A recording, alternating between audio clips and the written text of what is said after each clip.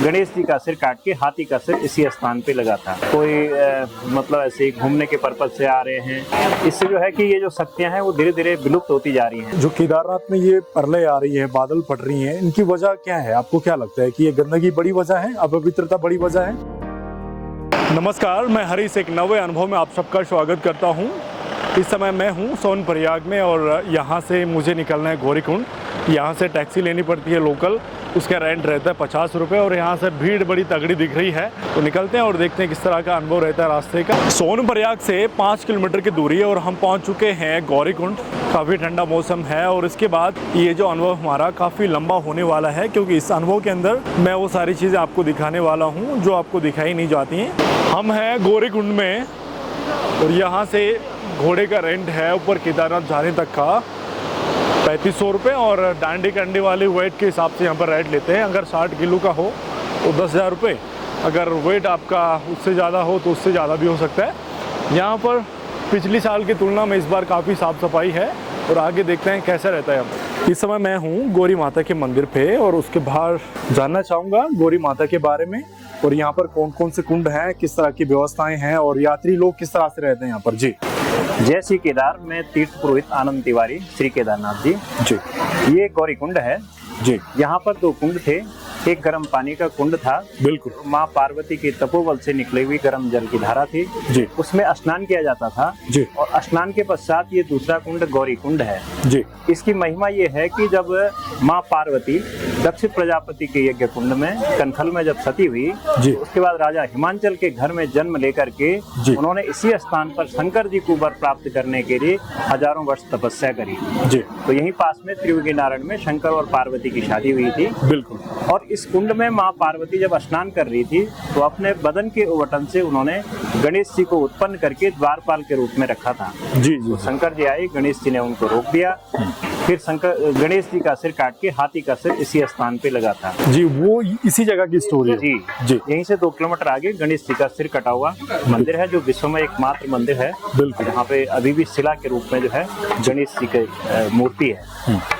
तो जैसे केदारनाथ जी की जो यात्रा है, स्नान के पश्चात जैसे कोई भी शुभ कार्य होता है पहले गणेश जी की पूजा होती है, तो ऐसे ही ये जो है केदारनाथ की यात्रा यहीं से प्रारंभ होती है। यहाँ पर विघ्न विनाशक गणेश जी की पूजा, गौरी जी की पूजा और पितरों का तर्पण श्राद्ध करके फिर केदारनाथ की यात्रा शुरू करते हैं जी जी जी। लेकिन आजकल जो यात्रा का स्वरूप है वो बदल चुका है। बिल्कुल। यात्रा जो है पहले बुजुर्ग लोग आते थे, धार्मिक यात्राएं होती थी, आजकल लोग तीर्थाटन के हिसाब से आ रहे हैं। बिल्कुल।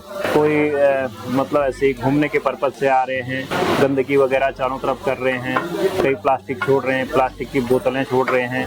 तो इससे जो है कि ये जो शक्तियां हैं वो धीरे धीरे विलुप्त होती जा रही हैं। बिल्कुल। जैसे यहाँ पे जो गर्म पानी का कुंड था वो आज वो जो है कि विलुप्त हो गया है। बिल्कुल, है ना जी। तो इस चीजों पे ध्यान देना चाहिए। सरकार का भी ज्यादा ये है कि तीर्थाटन पे ही ध्यान है, ज्यादा से ज्यादा लोग यहाँ पे आए। उनका ये नहीं है कि जो इसका जो धार्मिक महत्व है वो बना रहे जी। तो उसके लिए प्रयास होने चाहिए।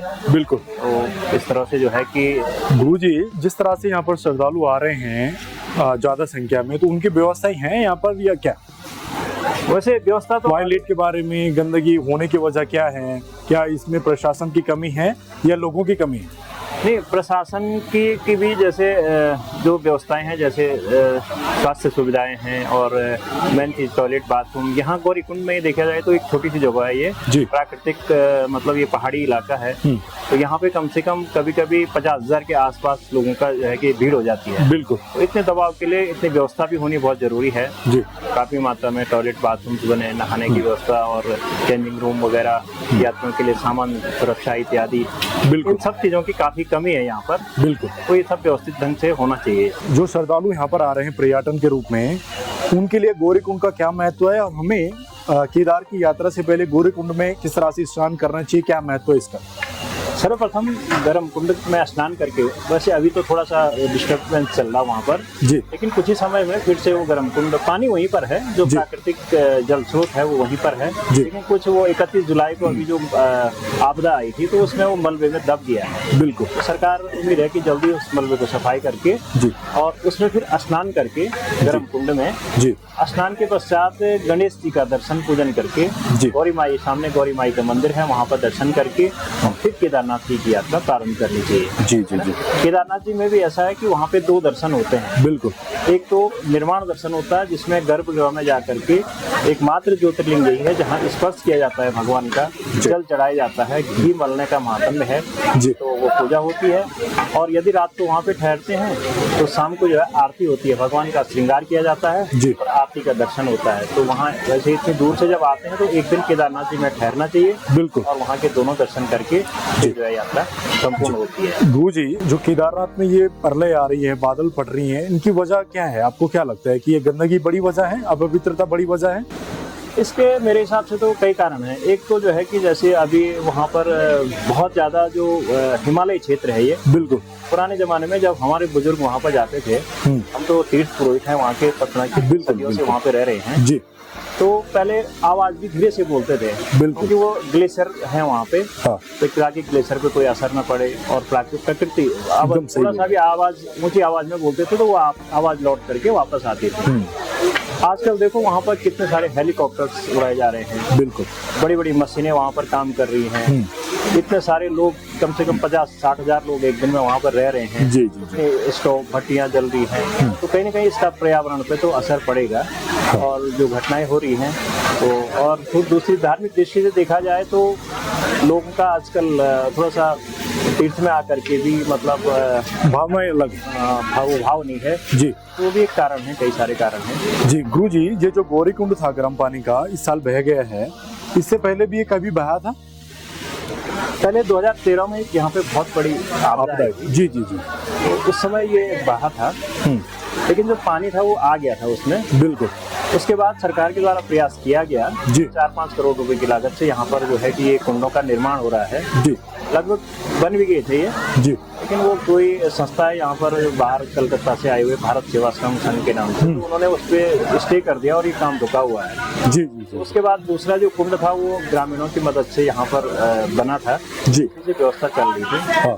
लेकिन अभी 31 जुलाई को जो है फिर से ये हिमालय क्षेत्र है, यहाँ पर आपदाएं आती रहती हैं। जी जी जी। फिर से जो है कि वो दब गया है मलबे के अंदर। जी जी जी जी। लेकिन अभी तक सरकार ने उसको खोलने के लिए कोई प्रयास किया नहीं। बिल्कुल। काफी बार जो है सरकार को हमारे माध्यम से भी बात की गई है कि बिल्कुल मैन जो है कि यात्रा जो धार्मिक चीजें हैं उन पे ध्यान दिया जाना चाहिए और उनका जो है कि संरक्षण किया जाना चाहिए। बिल्कुल बिल्कुल। और श्रद्धालु को ये ध्यान रखना चाहिए, अगर आप गौरीकुंड में आते हैं तो स्वच्छता का विशेष ध्यान रखें और इसके आगे बढ़ने से पहले यहाँ पर स्नान जरूर करें। बिल्कुल। और गौरी माता का ध्यान कर कर ही आगे बढ़े, तब जाकर हमारी यात्रा सफल हो सकती है, नहीं तो कुछ मतलब नहीं रहा। बिल्कुल, यह धार्मिक यात्रा का तो यही महत्व है जी। स्नान करके और गौरी गणेश का दर्शन। बहुत बहुत धन्यवाद गुरु जी आपका हमारे साथ ये अनुभव साझा करने के लिए। गौरीकुंड में पहुंचने के बाद यहाँ पर हमने थोड़ा सा भ्रमण किया और देखा कि जो इस आपदा में कुंड बहे हैं उनको दिखाया आपको, और उसके बाद हम गए गौरी माता के दर्शन के लिए और वहाँ पर जो पुजारी हैं, तीर्थ पुरोहित हैं, उनसे जाना गौरीकुंड के बारे में,